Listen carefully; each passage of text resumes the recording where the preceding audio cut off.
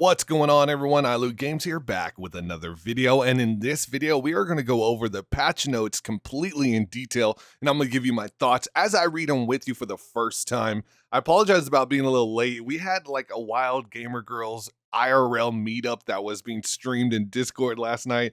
I mean, the things that happen in Discord just blow my mind. If you are interested in joining a great community, please join the Discord. It's 18 plus only, but we're all gamer boomers in there if you want to come and hang out and meet some cool people. The other thing is we've been hitting the 1,000 comment requirement for the giveaway way too quick. So I'm going to up it 1,500. The first 1,500 people to comment down below, like the video, be subscribed with the notifications on and set to all, are entered to win 1,000 Apex coins. And the winner from the last video is at the end of this one. So make sure you watch the whole thing all the way through so you don't miss it. We were lucky to wake up today and see this really cool trailer that they released for the new event. And I'm going to give you my opinion on it.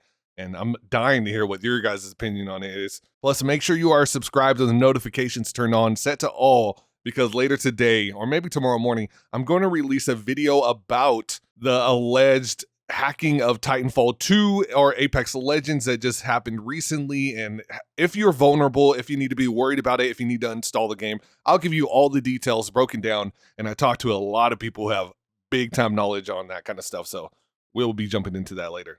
Welcome to the Evolution Collection event. Unlock event limited cosmetics for Wraith, Octane, Pathfinder, Fuse, Bangalore, Rampart, and Lifeline that give a glimpse into what our legends could become with time and technology on their side. I don't know where the Mirage is. That must be a mistake, but I have been playing Fuse a lot, so I had a lot of fun playing Fuse and ranked yesterday. So, I mean, I'm okay with this. Meanwhile, our resident modder is showing those plonkers who's in charge with the Rampart Town takeover big mod. Check out her mobile shop parked between Lava City and the Geyser. It's sure to be a popular POI for the rest of Emergence. And that's another thing, guys. The town takeover teasers have hit the final stage today, I believe. So if you go in game, you should just see the signs are all tagged up, the flags are there, and that gives you an idea of where this town takeover will be, over by Lava City, where there's not really much underneath the banners. So it looks like they completely took out the building that was normally right here and the little truck that was here. So that's going to be gone. I don't know if this will have as much loot, but hopefully it has higher tier loot. So it makes it a little bit more valuable to land in those locations. While the brick and mortar location might be in Battle Royale, Rampart's bringing her entrepreneurship into the arenas too. In Rampart's Arena Extravaganza, with special discounts meant to inspire players to change up their usual loadouts. For all of her hard work, Rampart's getting a problem solver, a brand new heirloom pipe wrench, complete with a gumball dispenser. Who could ask for anything more?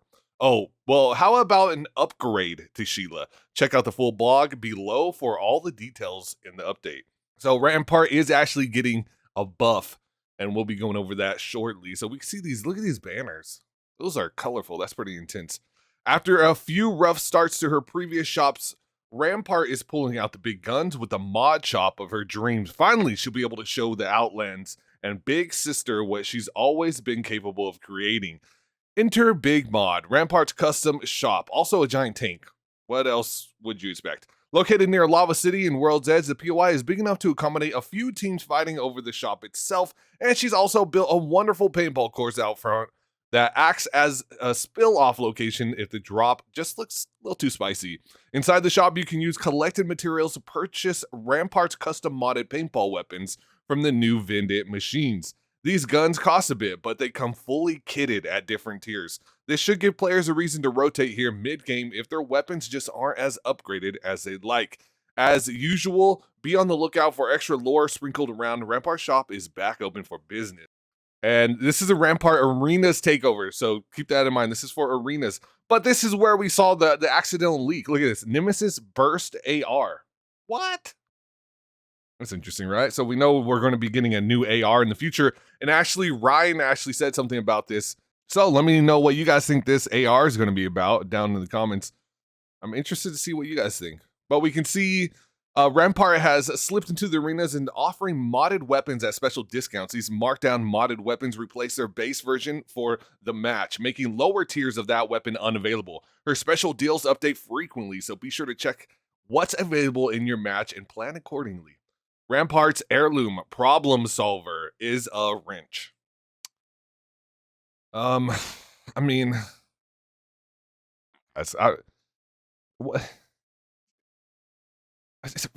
what do you guys think? I don't want to say anything because I feel like if I say anything, everyone's be like, "Oh, you're just always hating." Like, just I'm gonna just leave it to you guys. Comment down below what you guys think, and I will reply to you guys in the hashtag Ask a Loot episode on Sunday where I go over all the top comments. So just let me know what you guys think, and I'll just hold my own comments about this $160 heirloom. Evolution. So here we have the free prize tracker. So you can see they have a bunch of charms. So this prize tracker is definitely going to be worth powering through. I think I'm going to do this. I'm not even halfway through the battle pass. I have not been playing much Apex. I've been on Splitgate mostly. While the brick and mortar location might be in Battle Royale, Rampart's bringing her entrepreneurship into the arenas too. And Rampart's Arenas Extravaganza with special discounts meant to inspire players to change up their loadouts. Why is this being repeated? Okay. Anyways, here's the bundles. So we see how much the bundles are going for. 5,000 coins. Jeez, that's insane. Finally, unlock event limited cosmetics with Wraith, Octane, Pathfinder, Fuse, Bangalore, Rampart, and Lifeline that give a glimpse into what our legends could become with time and technology on there. Who wrote this? Why is everything being repeated? Is this Ryan? Ryan, come on, man. What is going on here, dude? Anyways, that looks pretty cool. And it kind of glows. This one looks not too bad either.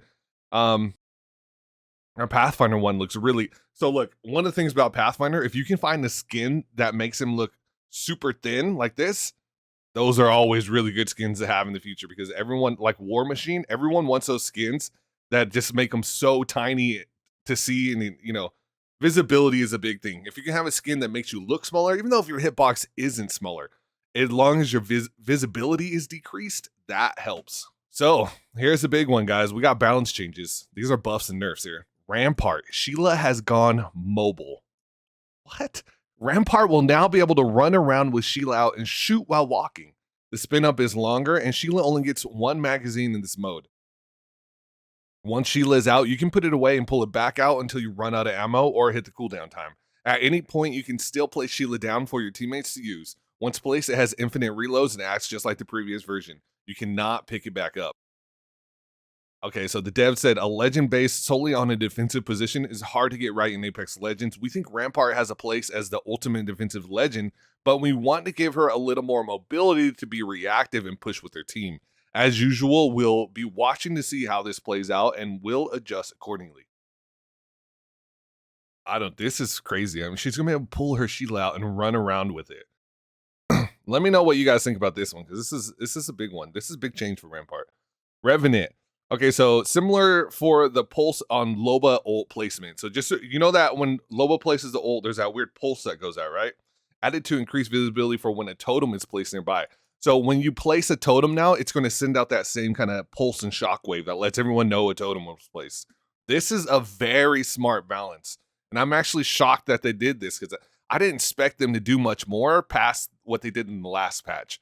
So this is very smart. I'm impressed, and good job. Let's give them a. Can we get a golf clap? Can we put some golf clap in there? Octane reduced jump pad horizontal distance by 10 to 15%. Reduced the rate of Octane stim regen from 1.5 to 1 HP per second. That's interesting. The horizontal distance by 10 to 15%. Okay, so what they're doing here is they're attempting to prevent third parties by reducing how far you can go with the jump pad. I think this is an interesting attempt, but really all you had to do, you don't have to make it less fun. That's not needed. Just make it so that there's a sound while they're flying through the air. That's it. I mean, an air horn. Make them blow a fucking air horn when they're flying through the... It's the sound while they're in the air that is the problem. It is not the distance, even though that will help a little bit. It is the sound in the air, which we've all tried to say, and it has not changed. And they seem to not understand this, or they can't do something about it. Maybe it's just they can't do anything about it. I don't know. Bloodhound. When Bloodhound pings a clue from their passive, it will now show their teammates in quick chat how long ago the event took place. This is really cool. This is a very smart move by them. This is great for people who don't have mics, especially. But in general, just it cuts down on the things you need to communicate. You can just ping it and your team knows it has information Apex is amazing with their ping system, so this was a really good adjustment. Bow check, compound bow, draw speed slightly reduced. Okay, arrows per brick increased from 14. Arrows per inventory stack increased. Okay, so they're buffing the bow check. I think what happened here is they noticed after the nerf, no one was using it, right? And so now they've buffed it slightly. This is a good buff. It's balanced. It's still, it tries to convince you to use it without doing more damage. So I'm happy with that. Hit block, reduce hip fire spread. Hip fire resets slightly faster. Reduce the hip fire spread. That's interesting. That makes the Hemlock a lot better because the hipfire was just garbage. The Hemlock's hipfire effectiveness was reduced a few seasons ago, and since then the weapon has seen a steady decline in use. Bringing back some of that hipfire strength, but not all, should help the weapon feel more consistent in close quarters without being dominant or affecting its medium range excellence. I like that. I like that. Hemlock, I don't pick it up just because of that, so that makes sense. I literally do not want to have to hipfire that gun. Shatter caps, bow check, compound bow, damage per pellet increase across all draw strings. So they also increased the shatter cap. Okay. Oh, and shatter caps for the 30-30 repeater. ADS strafe speed increased to shotgun strafe speed while the shatter caps are enabled. That's interesting. Charge pellet damage multiplier increased from 35 to 50%. Oh my goodness. The 30-30 repeater with the shatter caps was already pretty good, but now you're going to have the ADS speed of a shotgun. When shatter caps work, they feel amazing, but currently it can still feel a little punishing to swap into the mode. Increasing the damage potential, improving the CQC flow of the 30-30 should help shatters feel a little more accessible and rewarding. L-Star, cool-off time slightly increased. Overheat lens replacement time slightly increased. Rounds before overheat reduced at base and all energy mag capacities. Okay, so now it's going to overheat quicker, which is interesting. Arena's price adjustment, so they made it more expensive. Oh no, never mind. They made some of them cheaper. So the base one they made more expensive though. We're nudging down the L-Star's core stats a bit to smooth out the power progression in what we think is a slightly more healthy top end. We'll keep a close eye on the L-Star and its recoil as we enter the second half of Emergence. In arenas, we're well aware of its prevalence in high-level lobbies and are pricing it out of the first round. These changes essentially increase the blue cost by 15, keep the purple price the same. If its pick rate remains unchanged, we will hotfix further adjustments. Shotguns, EVA 8 and Mozambique headshot damage multiplier reduced from 1.5 to 1.25, bringing it in line with the Peacekeeper Mastiff. So I had been saying this for a while. The Mozambique is a lot more powerful than people think.